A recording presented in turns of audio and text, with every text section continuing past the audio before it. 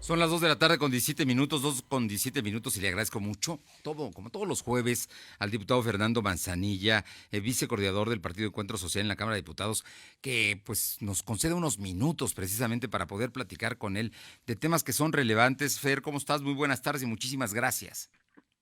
Buenas tardes, tocayo, un gusto siempre saludarte a ti, a tu auditorio. Qué gusto poder estar aquí con ustedes. Pues tenemos un problema de salud que durante muchas semanas, mucho antes de que esto todavía fuera noticia, empezaste a tratar, a advertir, a comentarnos. Pero también tenemos un tema económico que es importante. Yo no sé si al final de cuentas, en el recuento de todo esto, el tema de la salud vaya, que ya es delicado y grave por el número de muertos, vaya a ser también peor el tema económico por las consecuencias que puede traer para cientos de miles de familias. Estamos hablando de que hoy están calculando que habrá más de 1.200.000 desempleados en México, dejará la pandemia, llevamos hasta el momento 600.000. Y me llamó mucho la atención y por eso te quería platicar, porque el Banco de México, pues que acaba de reducir incluso las tasas de interés el día de hoy, tú has propuesto esta semana que baje las comisiones que se cobra por los envíos de remesas de nuestros paisanos, por lo menos mientras dure la pandemia. Mira, ¿nos podías platicar de ello, Fer? Claro que sí, tocayo. Y sí, mira, tienes toda la razón. Tenemos un problema de salud pública. Ese problema de salud pública está contagiando ya la economía. La economía ya está en una situación complicada. Y eso a su vez está contagiando ya la situación social. Podemos hablar también de los datos y expectativas ya del Coneval de datos de pobreza.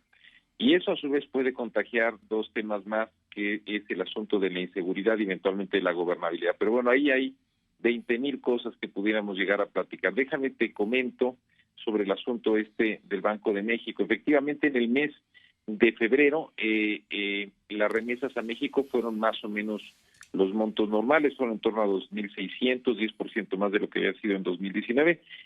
En febrero de 2019, en marzo saltaron de manera brutal a cerca de 4,000, no porque hubiera mucho dinero, sino porque los paisanos que estaban allá en Estados Unidos, pues viendo la situación que ya ellos vivían allá y viendo la situación que se venía para México, pues deciden utilizar sus ahorros y mandarlos en una parte para acá a México.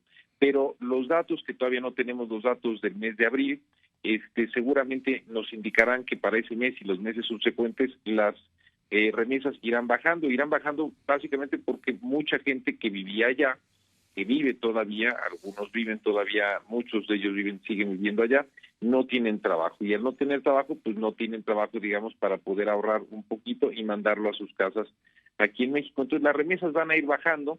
Lo grave de eso que tenemos, tocayo, pues es que esas remesas era una fuente de ingresos muy importante para el país, muy importante para muchos municipios y estados del país y muy importante para muchas familias, y eso ya no va a estar.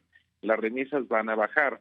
Y bueno, uno de los temas que se ha discutido a lo largo de muchos años son las altas comisiones que tienen las remesas. Las remesas promedio, según la Profeco, son de $300, pero la comisión promedio es de $22, es decir, más o menos 7.5% de todo lo que se envía se va a comisiones de los bancos. Entonces, nosotros lo que estamos planteando, se lo estamos planteando en un punto de acuerdo al Banco de México.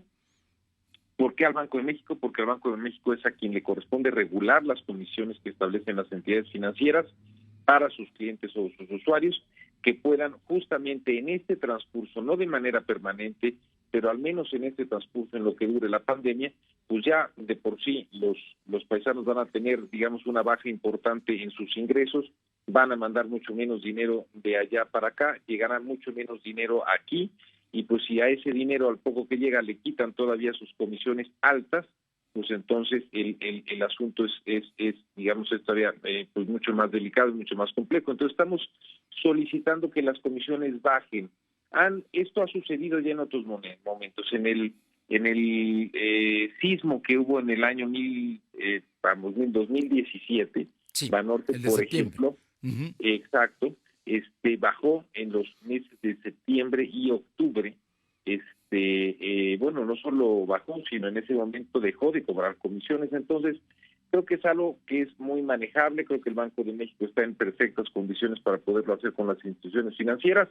Y bueno, si estas no lo hacen de motu propio, porque bueno, pues son negocios y a veces no necesariamente van a estar viendo en una situación tan compleja el bienestar de todo el mundo, pero Banco de México sí tiene la facultad de poder llamarlos y poder bajar comisiones temporalmente. De eso se trata el punto de acuerdo, y tiene que ver, bueno, con una de muchísimas aristas que afectan la parte económica, que es el dinero que viene de los migrantes, y desde luego eso afecta mucho en Puebla, Tocayo, porque bueno, pues toda la zona de la Mixteca y muchos otros puntos en Puebla son lugares de expulsión de migrantes, y esos migrantes venían mandando cantidades importantes, cerca, si no recuerdo mal, cerca de 3,000 millones de pesos al mes, venían mandando aquí a Puebla a distintas zonas Sí, y municipios, ¿no? estamos Cosa que hablando de la va Mixteca, pero ya hay migrantes de todo el estado, ¿no? de todo.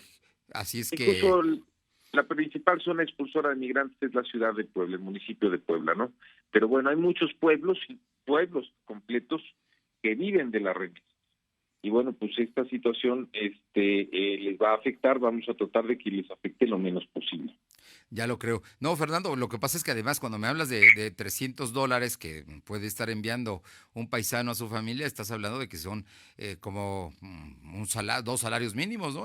Y con eso vive la gente, por supuesto. Pues es que ya ahora con el tipo de cambio más alto, Tocayo, pues ya estamos hablando, ¿no? De que Sí, $300 pues ya son cerca de 7,000 pesos, ¿no? Un poquito así es. menos de 7,000 pesos. Esa es la transferencia promedio. Claro, hay unas más altas, hay unas más bajas, pero la transferencia promedio es eso. Lo que es inaudito es que de una sola transferencia, ¿no? Sí, Se lleven el 7,5% los intermediarios financieros. Es una cosa bárbara, ¿no? así es. Y mira, que para ellos puede ser poco dinero, pero para una familia puede ser un día de sustento, ¿no? Yo creo que tienes toda la razón y esperemos que fructifique este punto de acuerdo que estás generando. Y ahora que estamos hablando de la economía, tú eres economista, Tocayo Fernando Manzanilla, vicecoordinador de los diputados de Encuentro Social en la Cámara Federal. Yo te preguntaría, ahora que el gobierno federal ha propuesto la nueva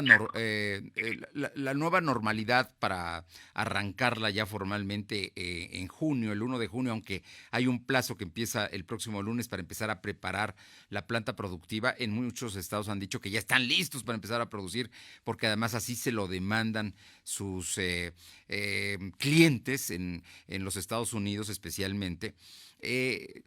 ¿Cómo debemos tomar el asunto de la nueva normalidad? Es un asunto muy complejo porque no puede ser general en todo el país y en todos los estados. Mira, claro que no puede ser general.